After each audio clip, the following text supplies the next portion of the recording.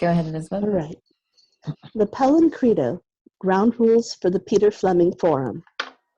The ground rules in the Pellin Credo are designed to support a safe, nourishing environment. 1. We ask that you come to the meeting with a clear head, free of the influence of drink and drugs. 2. In any Pellin setting, you keep control of the pace and depth of your work. You may pass or say no to any suggestion. Your no will be accepted and not judged or analyzed. No means no. 3. Even though the meetings are recorded, we ask that people respect the confidentiality of those present and do not share anything they heard outside the meeting. 4. In Pellin work, we have a strict no gossip rule. No gossip means we do not talk about anyone who is not present, even in a pleasant way. Thank you. Okay.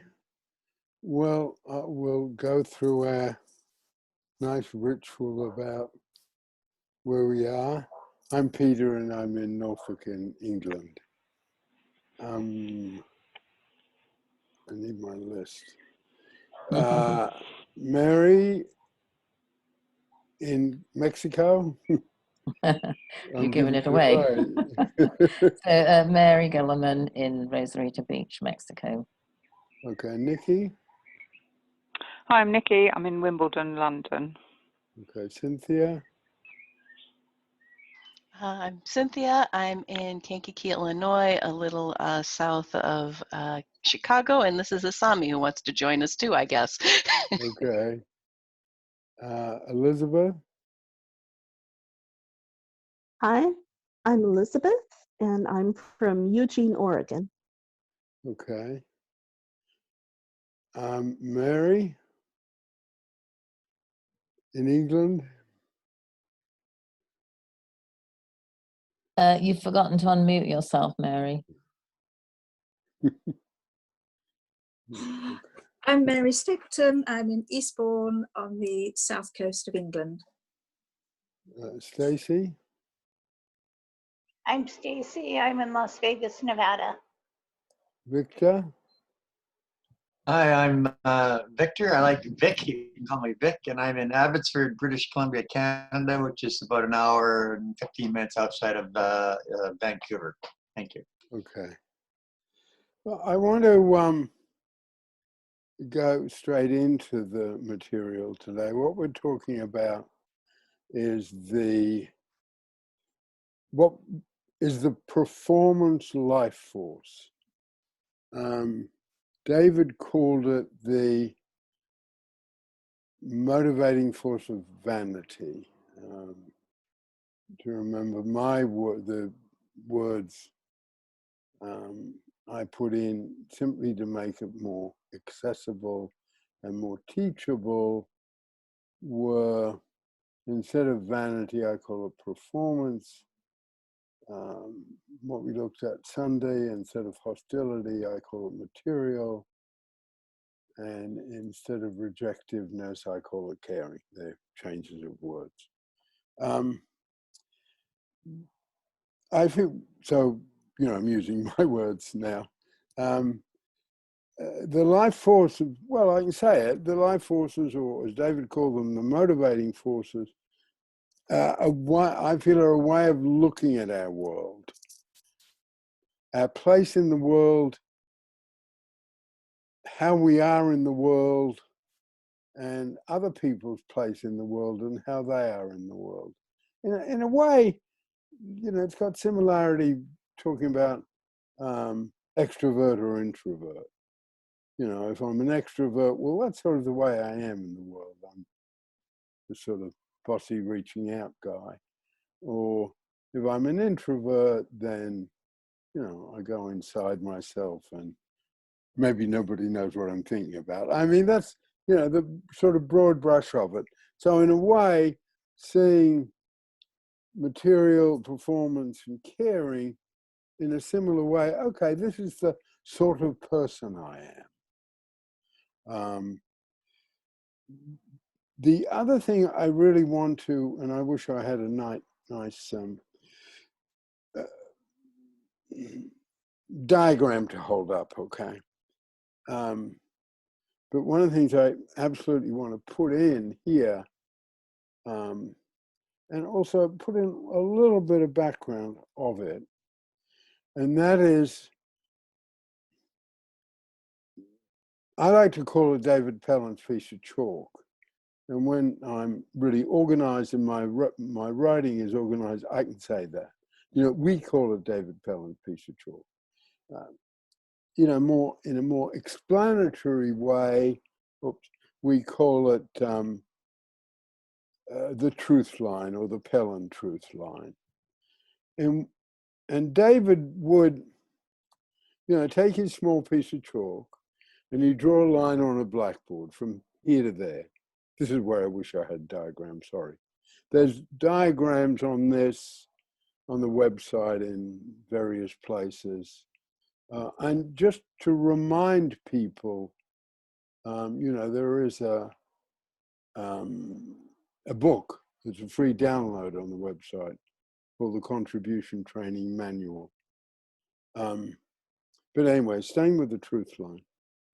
He would draw a line on a blackboard with a piece of chalk, and then he'd hold up his piece of chalk and say, rhetorically, but in real, okay, who can tell me the whole truth about this piece of chalk? You know, where did it come from? Who first used it to teach? What are the molecular structure? How much does it cost to buy? How did it get here? You know, so no one can tell me the whole truth about my little piece of chalk. And all we have, and he was using a piece of chalk to draw a sort of small segment on his line. He'd say, that's all the truth we can have about one human being. That's all the truth we can have about human behavior. That's all the truth we can have about that little bit of chalk. I found when I first heard that, because I didn't like him at first. He didn't, I don't know, I just didn't like him at first.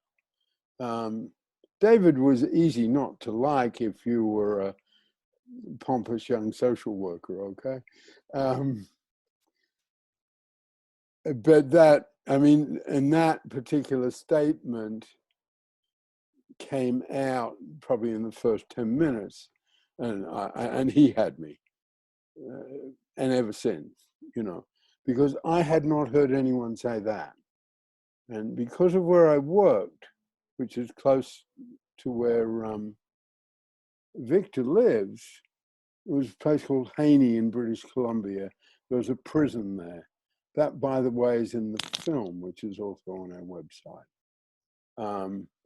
And it was a very modern prison. It was very advanced. And the guy who set it up, the guy who was the first warden, was very, very ambitious and quite charismatic. The prison itself had been someone's PhD at the University of British Columbia. So this guy wrote the PhD and then got them to build the prison. So it had all this sort of, you know, pizzazz around it. So the reason I'm putting that in, I got to study with, you know, except for Fritz Perls briefly, but 2 or 3 days, with all the great names, because they'd come through British Columbia for conferences. I've said this here before, Americans love, well, still do, Glass City. Back then it was a safe city, low crime rate, relatively to American city. So American academics and all the big names love to come to Vancouver for conferences. So they all came through Vancouver. And my boss, his name was John Braithwaite, he got them all to come to our prison, okay? And give us 2 days training. So all of them, you know, Carl Rogers, Eric Byrne, Maslow, they all came through. The reason I'm putting that in with some force is that they all said they had the answer. And here's this guy who's coming along, and, you know, David had you know, no sort of sophistication or gloss, you know, professional gloss. He had none of that. And he was, and I saw it, you know, all my arrogance just dropped away. This guy has a more sophisticated mind than these other giants in the field. I mean, they were giants. Maslow, Rogers, Bohm, William Glasser, the guy who developed reality therapy, major names. I thought, wow, you know, they're saying they've got essentially got a whole lot of the truth, or maybe all of it, and they've got the new answer. And here's this man who has a more sophisticated mind than they had. I saw that right then and there. And I like, and it's relevant because what we're talking about today is the performance life force, the part of ourselves that is very confident, very creative, very sure of ourselves, very self-centered. You know, the performance life force is that which makes Shakespeare and Rembrandt and Winston Churchill and Barack Obama, and it also makes Hitler and Stalin and Mao. So it is the most complicated of them, and within the performance life force, it could be said that it is the best and the worst of who we are as human beings in many ways.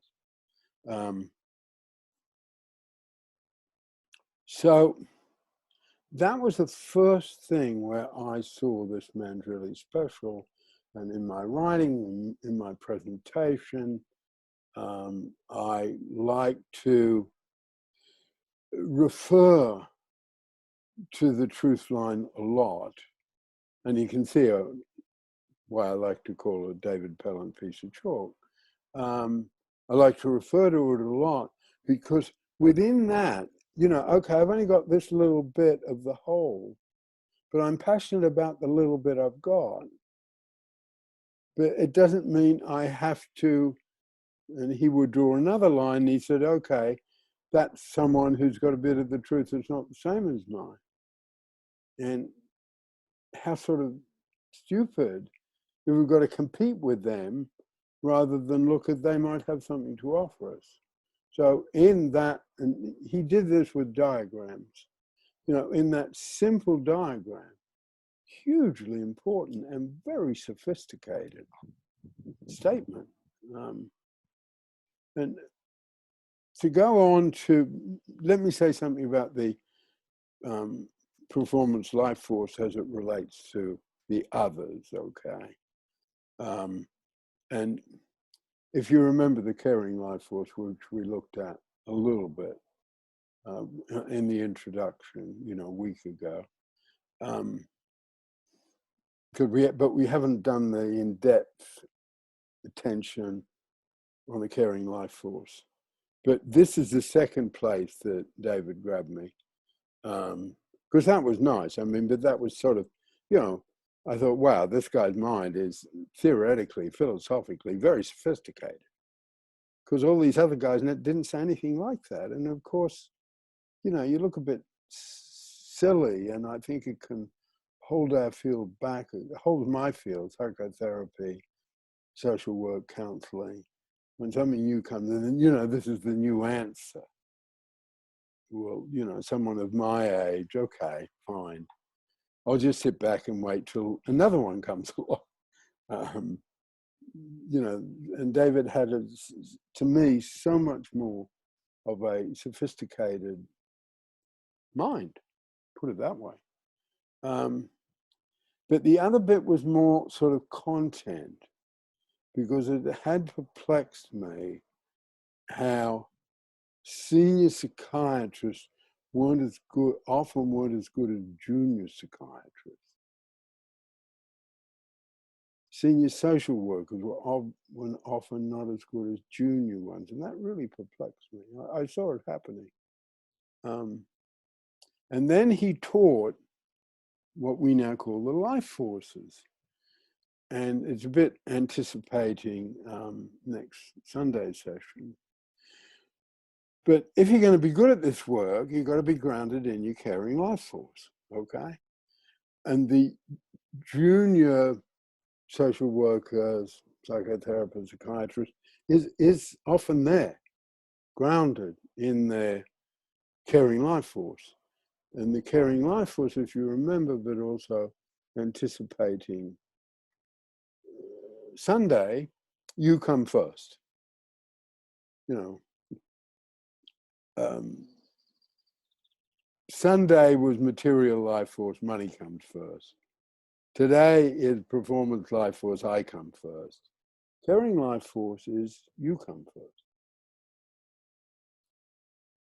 And the people, when they go into these careers, first off, they're really into their caring life force.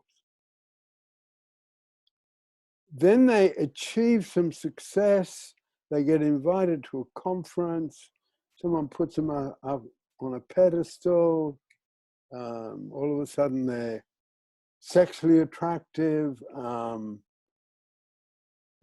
they write books, they write papers, and they move, and all of those things, you know, writing books, being successful at conferences, flirting, if we want to put that in, they're all performance life force, okay? And they are quite a step away from caring life force.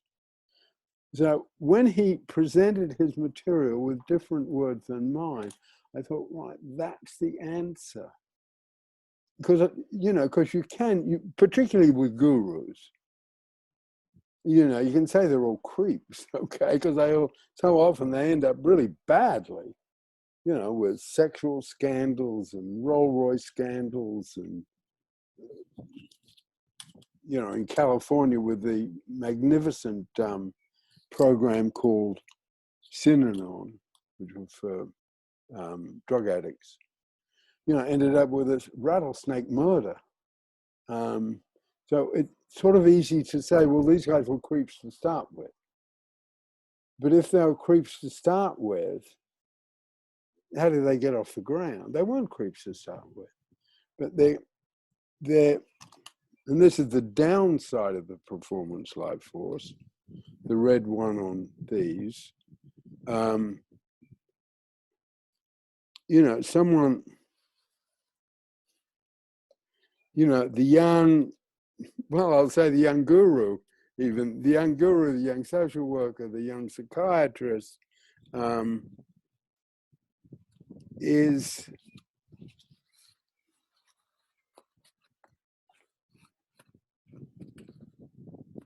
you know, is sort of, even more, is sort of, yeah, they want a career, they want some money, but it's sort of something like that, okay? The predominance of the caring life force. I'd even like to make it more caring life force. That's where they go in. That's where they start. And I think that's true of the charismatic leaders. That's also true when they go in. But then the performance life force, which is endlessly tempting and seductive, very often, the performance life force comes in because someone gets some fame, some applause, admiration, as I said earlier, being put up on some sort of pedestal. And it's in the common sense. It goes to their head. That's the common sense part of it. And the performance life force takes over, squeezes out the caring life force, and they lose touch with their talent. They lose touch with the base of their talent. More about that next week. I wanted just to sneak it in here, particularly with Victor here, because, you know, that particular part of the series of lectures was sort of slightly in the middle, but it wasn't that early on. The truth line was early on. But when I heard that, and I had not seen any other answer really to that question, and it just, you know, he just nailed it, to put it simply. Just to quickly go into the performance life force. The performance life force is the baby being the center of attention. It is the, in the performance life force, we need to get applause. So it's the baby crawling or the baby going on the potty and everyone's saying, that's marvelous, that's marvelous. And the performance life force is also the baby knowing it is the center of the universe. You know, it is. No, the whole world is just there for me, the baby. And of course, as the child grows, the performance life force is a toddler running away from mummy or daddy in the park, but being a bit careful to look over its shoulder if it gets too far away. The performance life is of children reaching out, taking risks, being naughty, exploring the world. I do quote him all the time, Victor. You know, David used to say, childhood should be just a bundle of performance life force. The child should just be able to take for granted the emotional security of the caring life force and the material and financial security of the material life force. Just, I know they're there. You know, the house is there and mummy and daddy love me, and, you know, my big brother mainly loves me, even though he tells me off and won't let me go into his room. But I know my elder brother loves me. Just taking all that for granted, then the child is just sort of reaching out and exploring the world. And David had a way of, and it's true of teenagers. You know, I said a week ago, you know, the performance life force is sex, drugs, and rock and roll. That's what it is. And all the risks, whether it's extreme sports or drugs or sex or love, you know, the teenager is just exploring and taking all these risks. And then because he always held up a finger, but be careful if, how to go, Victor? If you just stay with the performance life force, when you're out of childhood, be careful, the gods might destroy you. Because the others come in there, okay? So you know, going through it a little bit fast, so we've got lots of time to share. The performance life force is Shakespeare, Rembrandt, you know, I want to be careful how I say this because it's, I want to be delicate about it. No, I want to be respectful about it. But because I'm not religious, the performance life force is also the great religious leaders, you know, and they assume within that they are representative of something very great. But we could also say that Van Gogh did the same thing. He assumed he was on top of something very great. So the performance life force is about taking risks, being creative, and putting on performances publicly. It's having a public persona. So the performance life force motivates people into sport, into politics, into the performing and creative arts. And one of the things I want to get at with the life forces is to give you a sense of how each of them are very different. They're very different. They're very understandable. We've got, you know, thanks to Sister Marion Daly, you know, we've got this super way of teaching them. They can be really exciting, and the performance life force can be exciting to understand, well, one of the ways to understand how this works, because if you take the great ones, say Lincoln, Churchill, Obama, just across, they've got a, performance life force that, is off the charts, okay? They've got tons of it. It dominates. But they've got that, okay?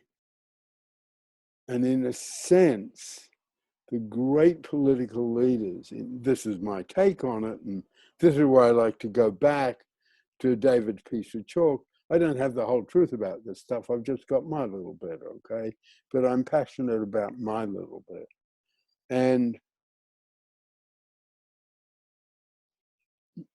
if we, and just say those three leaders, and again, there's a sort of common sense nature to it. No, they're great politicians. They had all the confidence, self-centeredness, ego, whatever word you want to use to be great politicians. But also they had a clear sliver of mentality, and that took them from being superb politicians to being great, profound politicians. The caring life force balances the performance life force with morality. Just the same as when we get into next Sunday, the performance life force is necessary for those of us who've got, over the top caring life force, because it gives us confidence. It gives us confidence to write and publish the book, which I have not succeeded in doing. So a few more things Not yet. Thank you, Victoria. Thank you. A few things about it. As I said last week, the material life has a certain sort of detached and emotional coldness to it. But those words are almost a caring life force person's words, okay? Someone coming from the material life force will say, well, we're objective, you guys are emotional. But one of the characteristics that the performance life force has within it is discipline and self-discipline. Anything within the performance life force has an element of self-discipline in it. And we can't, it doesn't matter if it's, a great politician or a great actress. If Judi Dench is going to go onto the stage, she's got to learn her own lines. She can't say, well, I'm Judi Dench, so you learn my lines for me. That's not the way it goes you can do that in the material life force. I'm Bill Gates, so you guys can do all the stuff. But in the performance life force, whether it's, Serena Williams has got to get to the gym. She can't say, oh, look, I'm Serena Williams. I'm the greatest tennis player ever. You go to the gym for me. I mean, it's absurd. We wouldn't even think about it. So there is a sense of self-centeredness, but self-discipline and self-belief that comes from the performance life force. And in terms of the working with children who aren't with their families, foster kids, because there's one thing sure, I've been writing about this today, so I'm a little bit emotional about it. No foster kid wants to be known as a foster kid. Nobody. And the bit I was doing today was about a foster child who had achieved a lot. But how have you achieved that unusual stuff? It was about learning at a very young age to scuba dive, which you're not allowed to do, But this child had foster parents who taught him to scuba dive outside of the pool, okay, just to go through all and learn the rules and go through all that. Because an 8-year-old can't learn scuba dive. But the only way he could explain that in his new swimming club, because he had changed foster carers, was to say, I learned it from my previous foster carers. No way. I'm not going to tell these kids I've just met that I'm a foster kid. Hard stuff, really hard stuff. And that's where performance life, a healthy performance life force, can be so empowering for a child. In a way, we know that, and I know we struggle, and I struggle today, one of my children. But we know when they grow up, if they can find a passion for a while, one of the martial arts or a sport or even a singer, and go and following all their concerts or something, if they can find a passion, which, going back to week 2 of the series, all the stuff about purpose, if a child can find a purpose, and particularly for a child, find a purpose within the performance life force, it can really get them through hard times. And bring that forward, that can be absolutely true for the elderly. And, you get it, you get it just in the media, the grandma who's taken up marathon running or skydiving, or and they're often in those sort of stories. They're often in the performance life force stories. It's almost, if we go back to the first 2 sessions, the contribution from hurt and purpose, the ones that get into the media are almost always performance life force. But there's a lot of those 2 things that don't necessarily get into the media, but they're just as powerful. Someone who, leaves Wall Street to go and save a lake in Michigan, that's material life force. And when you talk to people like that, okay, when they're in Wall Street, they're, what was the phrase? Masters of the universe. They're all into money, money, money. And, my car, my firm, my super house. But when they go to Michigan and try to save the lake in Upper Michigan, that's my lake, okay? It's the same sense of ownership for people who are in the conservation movement, for the people who are into Wall Street. And this is, as I said last week, which I feel is a real power we have in our work, that we don't have to put down people who are just into money. And other, yes, Mary. I just often try to imagine that I'm new to the material, and I feel like, apart from the baby bit, you haven't sketched in strongly enough for someone new to the material, the basics of the performance life force, because you're drawing really interesting analogies to everything else. Okay, yeah, no, I can do that. I'm not always good at. Thank you.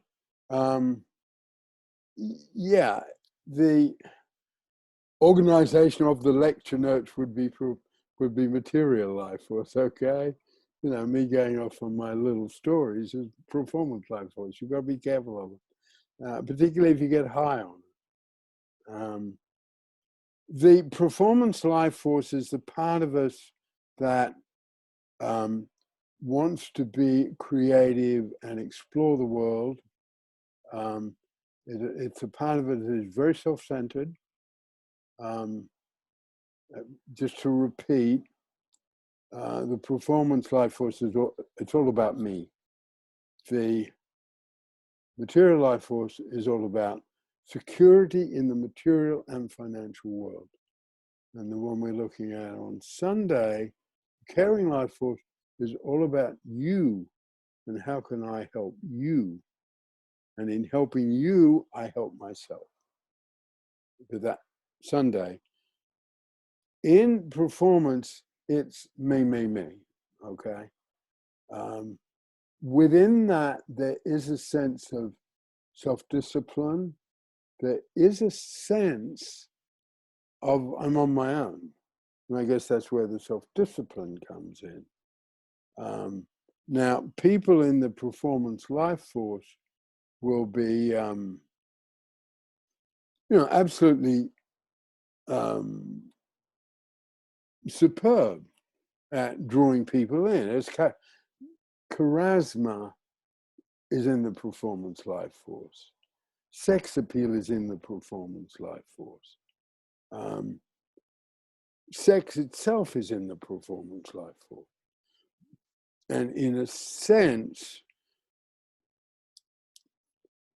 as the material life force is about survival, food, clothing, and shelter, I guess in a very fundamental way, the performance life force and the relationship between the performance life force and sexuality is we will survive. This family will survive, this tribe will survive, this nation will survive. And if we have to go to war to survive, we'll go to war. We have to wipe out another species to survive, well, we'll do that. So there's a great deal of destructiveness. And if you remember the session on attraction to hurt, which is dense and difficult material, we will get back to. But, in a way, you could say the performance life force started, we are puny and we are few, okay? And the other guys are really way bigger than we are. So we had to use all our performance life force, which is also inventions, okay? And from that, puny and few to, we dominate the planet to the point where it's almost in our best interest not to extinguish every other living being, but we could if we wanted to. It'd be a piece of cake. Sometimes in my presentation of the material, because a lot of my approach, the way I've taken it forward over all the years, is some people combine a therapeutic approach with a spiritual path. And, I absolutely respect that. But what I've combined it with is history and politics, okay? So from my particular bent, I think it's useful to look back. Yeah, we had this performance life force, without our inventiveness and our risk-taking, and, we come from a very warm climate, and somehow we're going to take the risk to hunt the woolly mammoths, close to the Arctic. We did that. We did all that. We've got this, some of our brilliance is in the performance life force, but so is war, racial domination, and the abuse of power. They're also in the performance life force. So it's a very complex one. And yeah. Well, when I don't know if this is the right place for it, but I'd like to say what happened when I got on an actual stage. Is that okay? Yeah, sure. So, I was, for many years, I've known I worked on developing my caring life force, but I knew I had performance life force. And you know, I've been doing collage artists, I've done writing, you know, I did things in the performance life force. And then my life led me to developing a one-woman show. And I really, really enjoyed the writing of it, but I hadn't acted. And I didn't know it when I got involved in the solo show community, but like 89% of the people are established actors, and I'd never acted. So it's the day of my performance, which turned out to be the only performance so far because of the pandemic. And it's the afternoon rehearsal. I'm forgetting my lines all over the place. I come off the technical rehearsal and run through like quite dejected. I've only got an hour and a half and I've got to go on stage for the first time in my life. And I was in a terrible state. Not terrible, that's a bit of exaggeration, but I was all over the place. I thought, shall I walk to Starbucks? It'll take most of the time. Shall I stay here? Shall I pray? I really didn't know what to do with myself. And so I did go to Starbucks and I came back and I'm just going, I hope my performance life force is going to bail me out. I hope my performance life force is going to bail me out. Because I did the performance knowing I hadn't been able to learn all the lines because it was absolutely exhausting learning everything you needed to learn to put on a solo show with great backdrops and projections and stuff. Exhausting. I've never been so exhausted in my life. So I walk onto the stage, and the second I walk onto the stage, I know it's going to be all right. I just could feel the audience. I knew that they wanted me to succeed. My wonderful coach had given me the idea of using this kind of cue cards I had. And if I didn't remember, just saying one of my characters is called Guiding Light. She said, just say, I wonder what Guiding Light wants me to say. I walked over to that table and picked up cue cards and looked at them about 12 times in the performance. It didn't throw me off, and I remembered more lines than I ever had before. And I did a really good performance. The thing I was trying to get at was this, even with me knowing I had a lot of performance life force and developing it kind of almost what you might call privately, that time of going on stage and feeling the audience and feeling them rapt, R-A-P-T, feeling them with me, and then them laughing and them going, oh, when I was being my child self, they're going, oh, she's so sweet kind of noises. And it was so strong that that little side of me that's I experience as real, she went, oh, like this. She was so happy that they loved her. And it makes me blush to tell the story. But the contrast between being in the doubt of the caring life force, I don't know if I can pull this off, and walking on the stage, and that second I walked on the stage, I knew I was going to carry it off, even though I didn't know my lines. It was the most extraordinary, sorry about the background noise, the most extraordinary revelation of the power of the performance life force. That's my contribution. Yeah, you're right. There's a great deal of power in the performance life force. That's where it's, as I said, it's extraordinarily seductive. I mean, the combination to look at a lot of, very awful situations, from, drug addiction to terrorism to, people being pulled into being pimps or being prostitutes. That's all the pull. No, one said differently. The combination of attraction to hurt, and if you remember, we talked about callousing there, but developing that another time, don't worry about it now. But attraction to hurt, performance life force, and compulsive swings on the pendulum, that can be a real killer, that can be really destructive. But, and I guess perhaps one way to see the performance life force, it needs the discipline, because, it will be damaging if it gets out of control. And if the material life force gets out of control, well, someone just makes a lot of money and but is miserable, you know, and exploiting people. You know, if caring life force gets out of control, when, you know, well, we're just sort of we're boring, clingy, and not letting people go. Okay, whatever. But, you know, if you know, performance life force gets out of control, yeah, you know, it's war, it's gangs, it's terrorism. So anyway, let me just ask, do you want to say something, Nikki?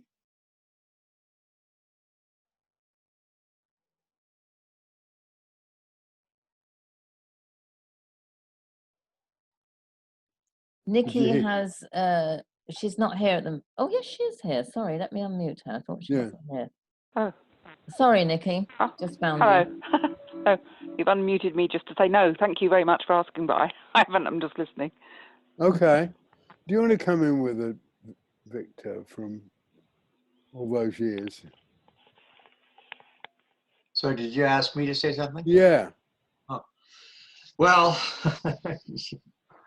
I'm kind of blown away by all this. I'm telling you, it's really always continually touches me. I had forgotten about what you're calling the truth line, but when you started to talk about it, I remember David with this piece of chalk, and I had, like, it's not in my essay because I'd forgotten about it, but I remember now. I remember this, you know, and I remember him saying, you know, Peter, you'll correct me if I'm wrong, but what can you deal with?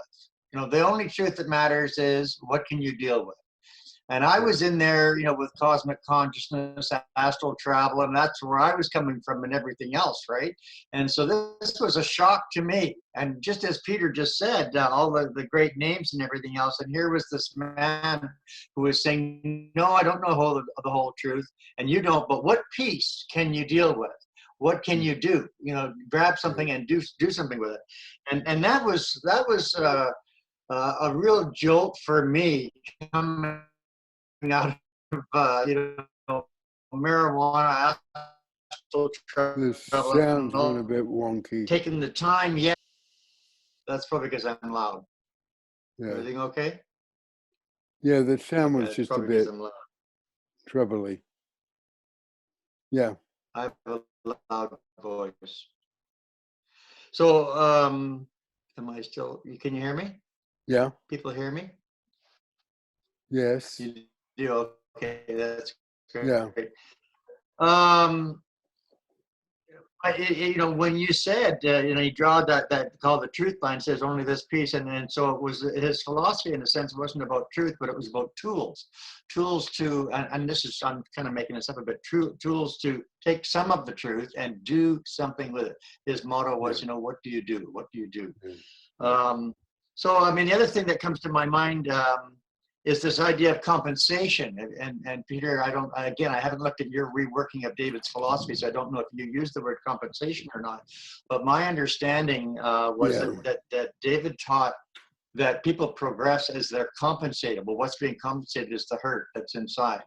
And those motivating forces, he also sometimes called them the negative forces.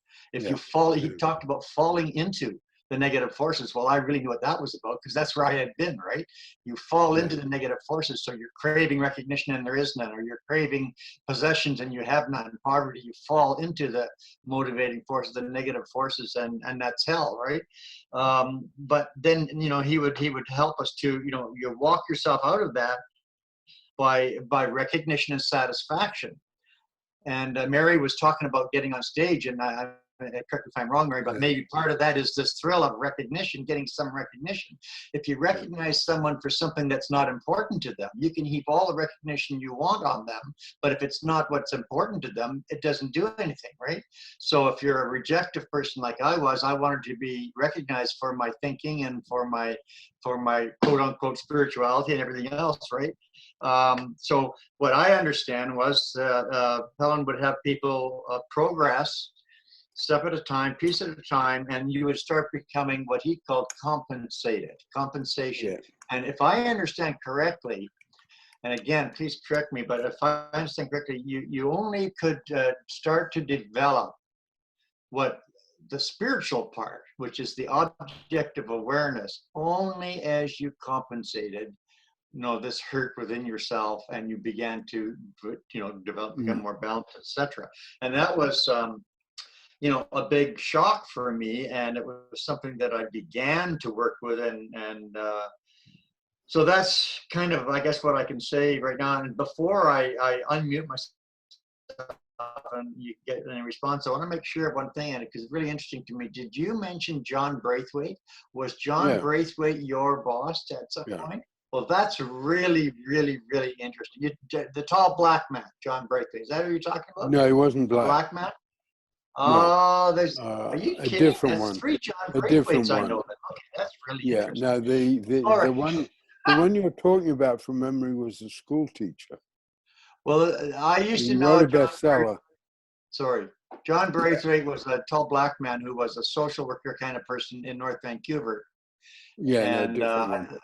that's somebody else. But anyhow, I'd be interested in hearing back about this compensation concept. Now, the other thing I'll quickly throw in, I thought there were 4 life forces or personalities. Didn't he also have one for the guilt personality? Guilt he did separately. And I've done guilt. I do guilt separately. Right. Okay. Thank you. Yeah. Compensation, I forgot. I just forgot to say it. But you're right.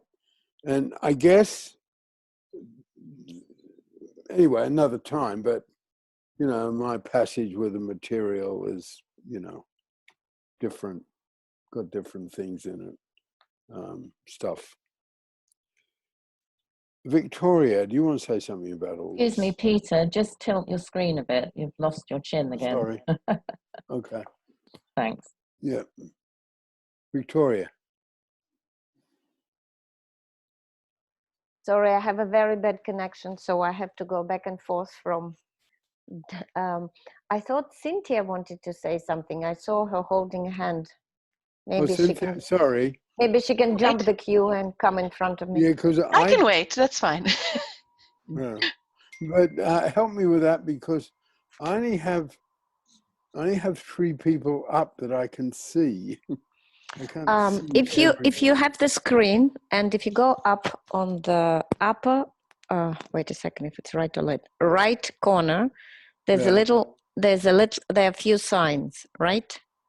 And the first one is the sign for the speaker view, and the sign that looks like the, which has 9 spots in it. If you press on it, it tells you gallery view. Can you do it? Oh. Just go on it, press. You. Yes, thank press. you. Oh, Can you see all of us now? Yes, yes. Bravo. Bravo. Here we are. Thank you. So Cynthia, I don't, if you want to speak, you were before me. That's and okay. now you can see us. No, go ahead. Yeah. Oh, okay. I just had a question. Was the life forces, are we looking at like what you actually do, or the motivation behind what you do? Like, for example, I could see somebody, I don't know, raising money for their for the place where their son is at, or something like that. But the motivation is that they're caring for their son, even though they're doing things perhaps in the performance or the material life form. Is that sort of tapping into all of them, or is it the motivation, or what you're doing that matters? What they are, the way I say it, and it's not quite the same as David, but, over the years, changes have happened. But the way I say it, these 3, and that's why I call them life forces, are each part of us, okay? And they are needs. And going, picking up the bit Victor said, and those needs are determined by underlying hurt. In the performance life force, the underlying hurt is I'm nothing, I'm not important. In the caring life force, the underlying hurt is I'll be rejected, I won't be loved. or cared for, and the underlying hurt in the material life force is, I'll be poor. You know, I won't be materially secure. And those hurts motivate us to take action. So, thank you. So we compensate that hurt by being a successful tennis player in terms of performance life force, and, you know, having a solid income, solid pension, home, and 60,000 pounds in the bank with material life force. I mean, if someone's got a lot of material life force to live the life I have, which is modest, drive them crazy. Okay, you know, wouldn't work, because, you know, Victor's right. The hurt is not compensated. Okay, so, and a bit like a lot of his material, it's got a lot of applications. It's got a lot of sophistication to it. And just to repeat it, because I'd like to share this with Victor. One of the things I do, and I've been doing it for years and years and years before there was the internet or Google, okay? But I talk about simple tools all the time. And what I ask people to do, and you can do it, you know, if you've got your phone handy, you can do it right now. All you've got to do is Google Michelangelo's tools, and they'll come up. And, you know, if someone was they you know, we wouldn't accept them. They're too crude, okay? They're too simple.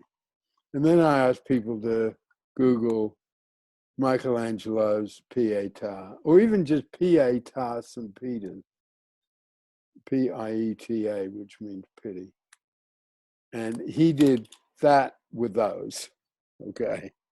So, you know, I'm very, I won't let anybody put David down. And that's, I say I have two heavyweights I bring in. One's that, Michelangelo's tools.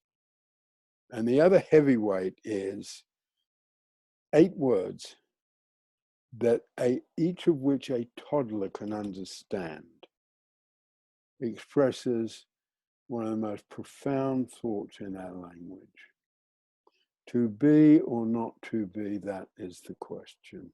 8 words. So, Victor, you know, I don't, someone wants to come in with a whole lot of professional jargon and big words and out of psychiatry or whatever. And that's where I said, you know, these are my two heavyweights. Michelangelo, Shakespeare, take me on, okay? Because the pendulum, you know, that is a Michelangelo simple tool. And you can take the pendulum from a toddler having a tantrum to an elderly person getting a bit too excited about his audience and loses track with the definition of his presentation, okay? I was just going to come in again. So from a toddler to me. Anyway, staying with the performance life force. Do you want to say anything about it, Mary? From your I was just noticing. No, I just was about to give you the mini reprimand you gave yourself. Yeah. Elizabeth wants to say something. Yeah, sure, Elizabeth. I think Victoria was before me. I just wanted to be sure I was in the queue. Yeah, so no, you go, just go. you go. Just go, Victoria. Okay. Elizabeth, sorry. Okay, so I have had an ongoing performance life force problem, I think. And I'd like to pose it to the group if I may. Before my health fell apart, I went through 2.5 years of failed job interviews.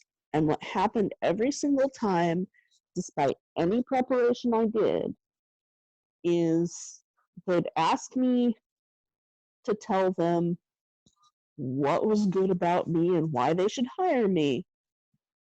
And no matter how well I prepared, I would always draw an enormous blank. I couldn't think of a single reason to hire me, a single good thing about myself. It'd just be this huge void. And I think that's maybe if I had more performance life force or it was different somehow, that wouldn't have been the case. And I'm wondering what everyone thinks.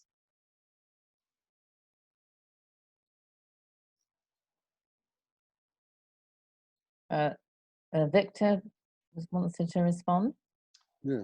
So the thought came to me when I listened to Elizabeth, and thank you very much, Elizabeth, for sharing. I think it's wonderful when people can share. I think of all the problems that I got and what I have the courage to say some things I don't know. But thank you, Elizabeth. And what just came to my mind, and I'll throw it out to the group and see if it relates to what Elizabeth is saying. Is there any possibility, and again, Peter might correct my terminology, but Pellin used to use this word referral, that when certain things would happen, we call it memory link. We call it what? Memory links. Okay, memory links are referrals. So if something happens and it throws us back into, an emotional mental state that happened. And so I'm just curious as the possibility that for Elizabeth, if when somebody asks you, tell us something good about yourself, if there's any possibility that throws you back into another memory. I just wondered. Yeah. We've looked at memory links. I changed the word after years of loyalty. There was just too much opposition because people kept saying, well, it means something different where I work. So I changed it to memory links and makes it easier to teach, okay? And again, Peter, I always refer back to you because, you had even more experience. And this is in my essay. And this will connect to what Elizabeth is saying and what Mary is saying, and that is that if you read my essay, you notice that David had a session with me, and this is get me choked up here on meditation. And of course, in those days, I was into cosmic consciousness and the whole thing, right? And Pellin basically said meditation is, again, and Peter just mentioned simple tools. He talked about, he said, Michelangelo's simple tools, look what he did with it. And Pellin said, meditation is a way of, and he used this phrase, I remember these words, clearing the mind of cobwebs, clearing the mind of cobwebs. Now, I'm going to be a bit candid here, is what the issue was that I went to Pellin with about, Peter will get a kick out of this, what I went to Pellin with about the issue was at the time was I had a crush on one of the young women in the activator unit, and she was becoming a ring holder or whatever, and I had this wild crush on this person, and Peter knows who I'm talking about, and and I was just tongue apart at the seams when she would be in the room, and so that's what I went to David about, and I don't think I told him exactly what it was. He just said, have some problem, and if you read my essay, he laid me down on this couch, and he went through this simple procedure. He said, focus your attention on the feeling of your shoes on your feet, then on the feeling of your calves touching and so there was this objectivity. Like normally you don't focus your attention on the feeling of what does your shoe feel like weight on your, you don't do that. And so there was this objectivity. And then he led me along with this tool of meditation. And then I was lying on the couch and he was right beside me. And then he said, now focus on the problem that you have. And it was utterly amazing to me that I could think of this young woman in that meditation state, and I could stand outside the emotional response that I was having. And in the meditation state, I could be aware. There's that key, right? Aware. I could be aware of this tangle of emotions. And that went on, and I think in my essay, I think I said about 45 minutes. And then David tapped me on the shoulder, you know, just like that. And I'm saying to you that for the rest of the afternoon, I felt different. So it was like a conveyance of energy almost, right? He would never talk about stuff like this. I don't know if he ever did Peter and the Ringholder movements, but he would never talk about this energy stuff. But I am certain that he had it. I'm complete. That's just my opinion. He had it, and so he would convey something, you know, and then I was able to walk by this young woman without me falling apart because I could draw some strength from this meditation experience. So I apologize for being long-winded, but I wondered if maybe, Elizabeth, that might be something that you could explore, and Peter might comment on David's use of meditation as one of the tools in his toolbox. Thank you.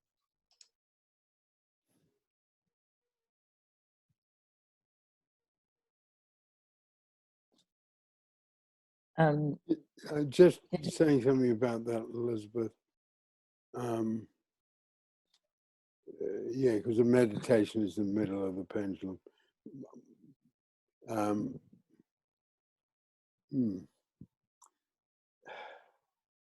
This is the only group, as you know, other people here know, that I've run in years and years and years. It doesn't start with meditation. I always start with meditation, always. In fact, sometimes people think, oh, well, I can get there late because I can miss the meditation. So, yeah, it's there. It's like not much different. But in terms of just going back to today's topic and what you said, Elizabeth, I think that's performance, life force, performance, life force, performance, life force. Okay. Because performance, life force, our confidence, our self-belief comes from performance, life force. It can come from the other two as well, but not the way it comes from performance, life force. When the confidence comes from performance, life force, it's really in us, okay? You know, I climbed that cliff with a rope or something, you know. After decades, my essays on the internet.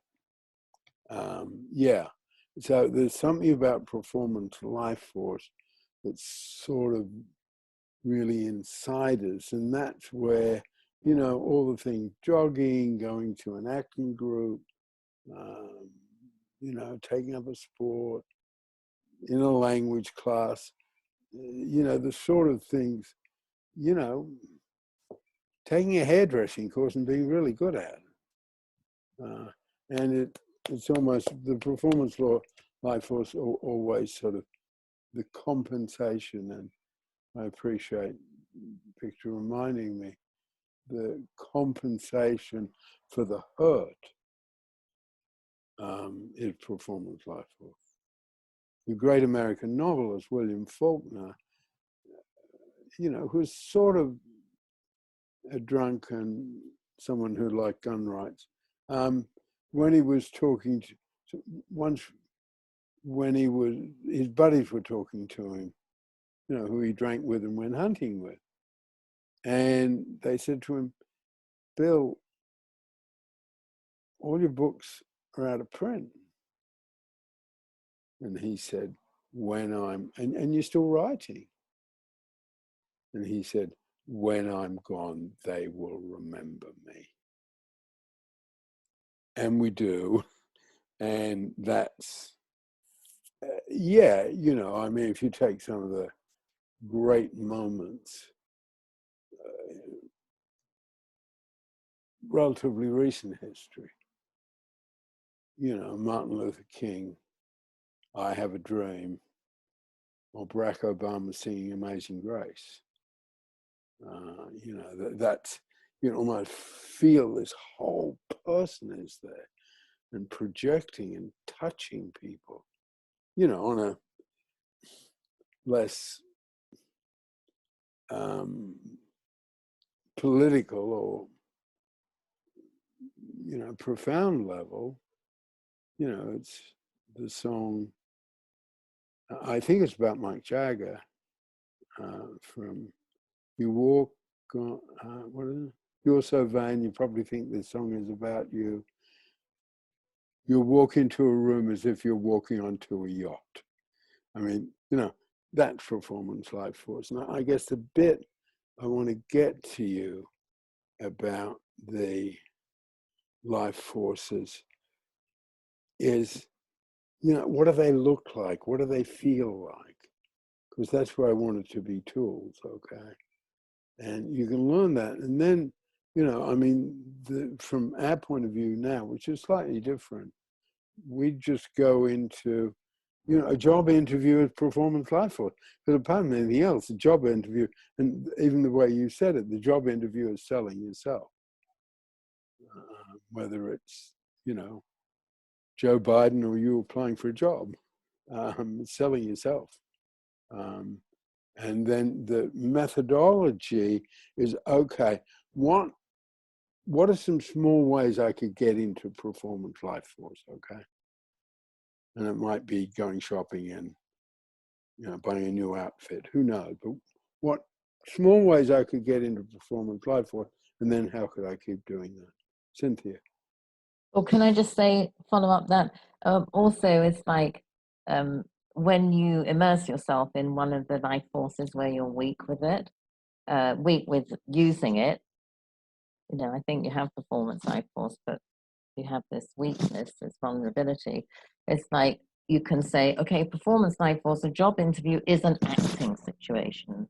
I don't have to go in and be an authentic, caring or material who can put your files in order. I am acting. So let me write my script. You knew the question that undermined you, right? So you could say, I know what undermines me is being asked to sell myself. So you do it when you're in a different part of the pendulum, when you haven't got the memory link triggered that you don't even know because it's unconscious. Then you write your script, you learn your script. And I seem to remember trying to help you with this a little bit, but I didn't quite realize how deep it went, this problem. So, but I'm just saying that's using the performance life force as a tool, yeah. And then saying, well, let me get my hair cut before I go in. Let me spend a bit of money I can't quite afford because if I feel I look really good in the clothes I'm wearing, that's going to help. So these are the different ways that consciousness of the performance life force tool could help someone prepare for that situation. That's Cynthia? it, whoever you were going to send.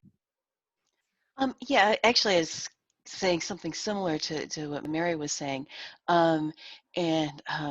Anyways, what I was saying is that when I had to, there was a time when, I remember when I was a lawyer, one of the things you had to do was be able to get in front of the judge or whatever. And it took me, and I was a clerk at a law office, and how they got me to be able to do this was practice. They would have me go up and enter in an agreed order. And it took me at least 10, 20 times of doing it when I finally got up there and said, God, I did not sound like an idiot when I was up there. Because, I mean, and it was nice because you did have the judge. So like practicing, like if you could maybe practicing with somebody.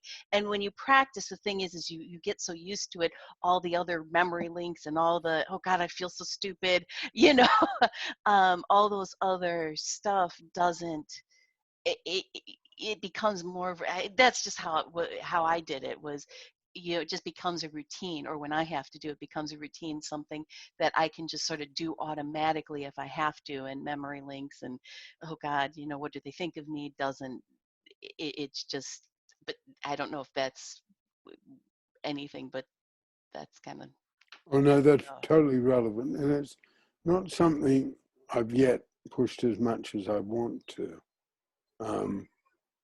But no one does anything of any use with a tool unless they practice. It's Peter? just that simple. Yeah. I would do the same thing, and I always interviewed well, except one time when I had a memory link and I shot myself in the foot. And but every time I would imagine myself the ideal candidate before the interview, and I would rehearse. my answers because I would know the questions from previous interviews they would ask. Your qualifications, examples, what do you think you can do for our company? You know, and I would prepare. And that really helped because I felt confident in my preparation. And I practiced in front of a mirror. And I felt stupid practicing in front of a mirror, but it built up my confidence in the performance life force. And that's straight performance life force. Mary Stapleton, do you want to say something? I'm a natural introvert, and performance life force has always been something that I struggled with. But there have been a few occasions in my life when I worked in drug rehab. I had to run seminars and would have, you know, maybe 20 recovering addicts that I had to do something with, you know, for a couple of hours. And it gave me the terrors. But again, you know, like as Stacey said, I prepared. But then when I got in the room the first time, I couldn't remember a thing. You know, my brain was just a mess of self-conscious terror. But, you know, I sort of like confessed that and worked my way through it. But then I had to do it again tomorrow, and then the day after, and then the day after. And that repetition soon got rid of the terrors. And I learned to enjoy having performance life force. I enjoyed having that room full of young, lively men, you know, under my control. You know, and again, in, you know, other situations that I went on to in life. But because in the beginning, you know, things went wrong in my life that made this an issue for me, not feeling good enough, I don't think that I'll ever be rid of that.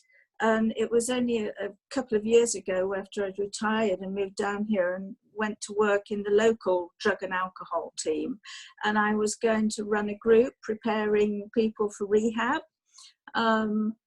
And I'd been the manager of the social work addictions team in Wandsworth for 10 years. You know, I sort of presented at conferences, and I'd done all that and enjoyed it. And yet going to run this group in this little town, I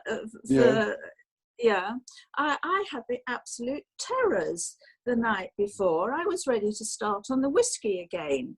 You know, it was all just swept over me. But I managed to get myself there the next day. And these three terrified youngsters walked into the room. You know, I couldn't believe what a pure funk I was in. You know, for these three frightened young kids. But as soon as I got going, it all started to come back. And then, you know, I started running that group weekly and enjoyed it again. So, but I think that, you know, because of the things in my past, there'll always be that element of terror to overcome before I can get into the performance life force. Yeah. And I have to accept that about me. Yeah.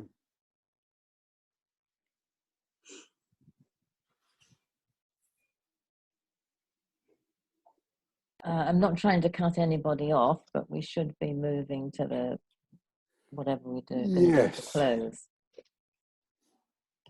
Okay, this is on performance life force. Okay, so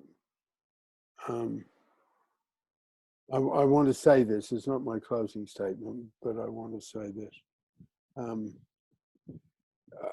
I have really no doubt that you know, the material we have you know, anchored in David Pellin, inspired by David Pellin, content by David Pellin, is really as good as anything anyway.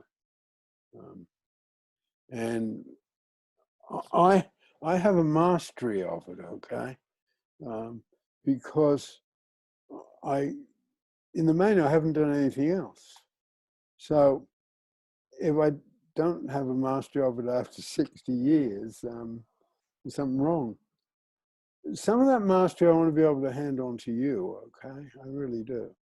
It's a sort of considered statement,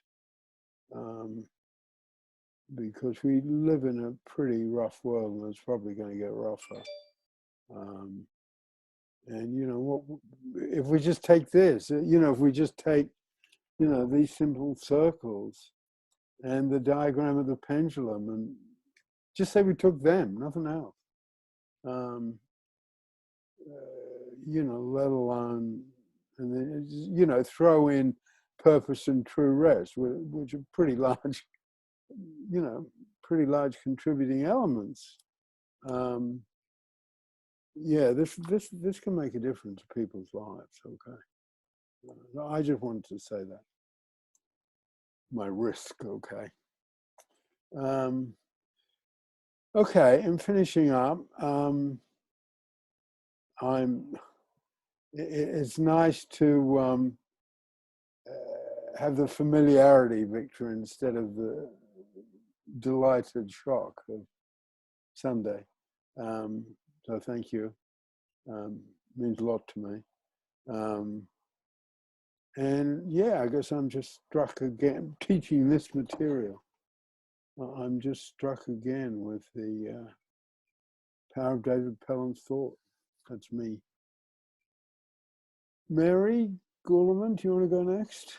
Yeah, do you want to just do the bit about where you Oh are? yeah, sorry.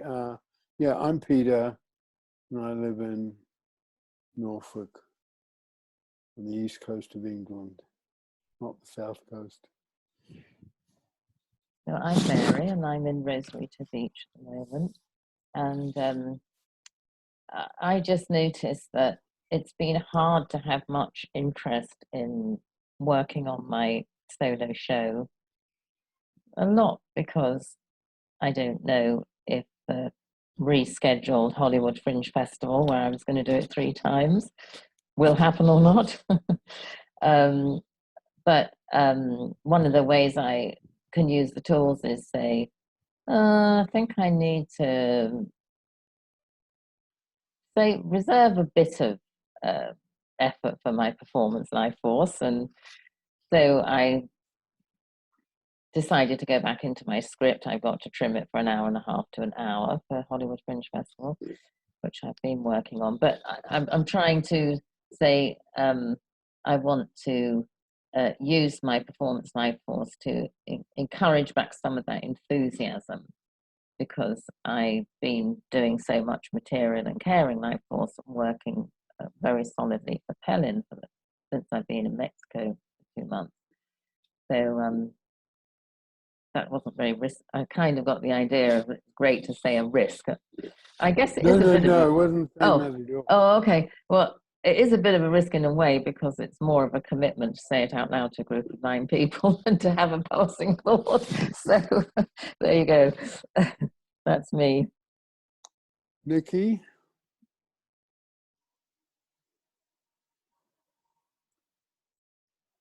Hello. Hi. Yeah. Okay. Yeah, I'm Nikki, Wimbledon, London. Yeah, super tired, by the way, just because I couldn't get to sleep because it was too hot, which is a nice problem last night. But it's sort of, I've just been pondering this on the back burner, this session and the last one about material life force, performance life force. And when you were starting talking about them, not this time, last time, I was thinking, oh, well, how would I allocate myself percentage-wise these days? I don't really know. And then today I'm just sort of coming to the conclusion, yeah, nothing sort of changed, I think, about material and performance life force for me. I sort of get by. It's like it was a bit interesting for me hearing Mary Guillerman's excitement about being on the stage. I could sort of, it's like, oh, I could just imagine that for a minute over there. Very good. But it's like nothing would possess me to find that an enjoyable thing to do at all. And, you know, action in the material life was really difficult. And I was like, oh, I'd limp along, get by.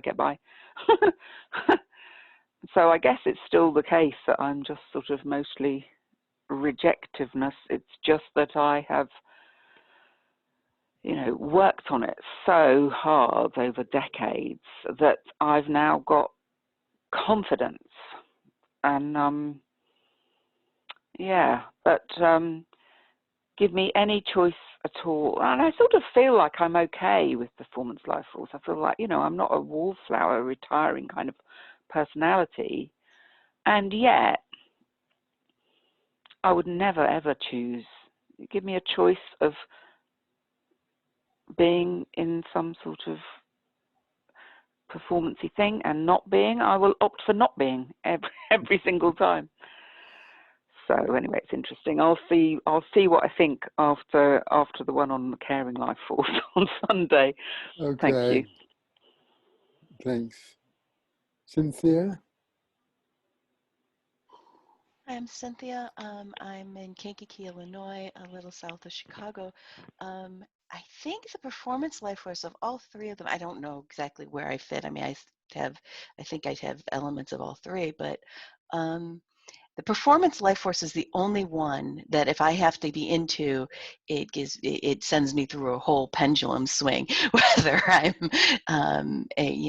whether I can or I can't. And, you know, if I'm in the material, I'm very calm and caring. It's easy for me to just focus, but, you know, so I don't know what else to say about it, but I'm even thinking about it, I'm going through a lot of pendulum swings, so. Okay. Elizabeth? Hi, I'm Elizabeth from Eugene, Oregon. First of all, I really appreciate everybody who weighed in on my sharing. Thank you for that. The thing that strikes me about the new language you've put to the life forces is that it is much more positive language.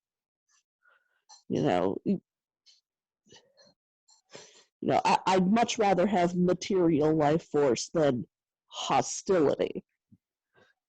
So that's why I like it better. That's all. Mary? I'm Mary. I'm on the south coast of England. I've had a lot of fun with material life force since Sunday, and I now intend to have a bit more fun with performance life force. And I want to say thank you very much, Peter and Nikki, for the 3 years that I spent doing that course and with you, because I've been remembering some of my achievements in life that I'm really proud of myself for. And thank you very much for being with me and helping me on my way to it. Okay. Thank you. Thank you.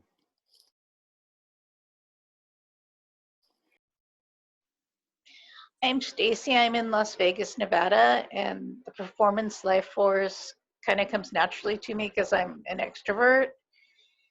But the caring life force comes naturally to me too, and I look forward to learning more about that next time. Victor? Right. Well, again, this has been incredible to me. I really relate to what Nikki said about the performance lifestyle. Again, trying to keep very brief. It's been interesting to me, of course, the only terms I was familiar with would be, vanity, hostility, and rejection. And only very recently, literally the last few days, week, have I become more familiar with Peter's terms. And for whatever it's worth, maybe there's value at times, at least, in using them both. And the thought that comes to my mind is this. When Pellin used the terms, this is just my thinking, vanity, hostility, and rejection, that's the hurt. That's the hurt part of it. And so rather, positive and negative, I guess to me, thinking back of being in the unit as a very hurt person, hearing, because people don't talk about their hurt very easily, right? I mean, we all wear masks in society. Who's going to talk about their hurt, right? And so the fact that you could talk about these things, they were hurt, but then converted into something positive because they were motivational. They would motivate you. And so it almost seems to me, and again, don't let me superimpose my thoughts on anything what Peter has said, but it almost seems to me that your changing of the terms has led from the hurt part through the motivation. What are you going to do about it? Well, you're going to perform, or you're going to organize your material, or you're going to be caring. And that's fantastic. That's powerful. That's the way it just seems to me. And so this has been utterly amazing to me. Again, the other thing I remember David saying, and I only remembered this just literally now, a moment ago.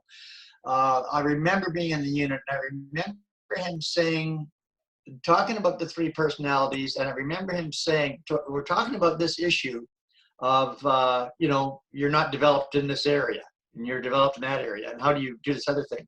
And I remember Pellin saying something that, again, inspired hope, and that was, the deal is to develop enough in your undeveloped area so that you can use it when you need to.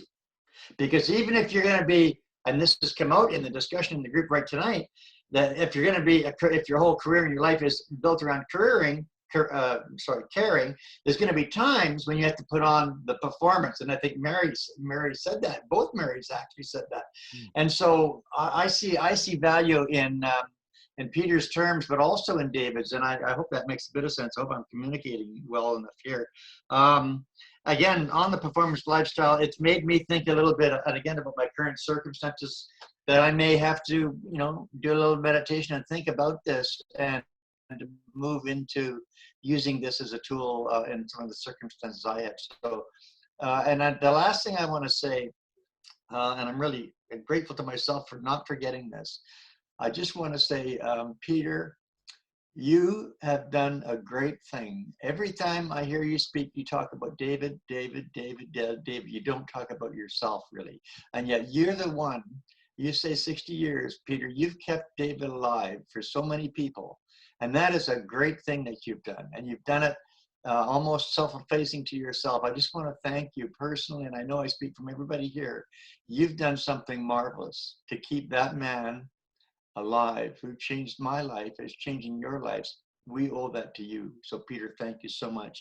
And I'm Vic Flagg, and I'm in Abbotsford, British Columbia. Thank you all, and I look forward to coming back again. Thank you. Victoria.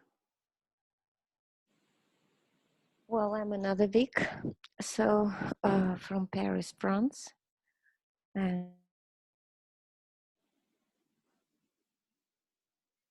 You're frozen, Victoria. under the contacts, there are a few Peters, but this one is Peter the teacher.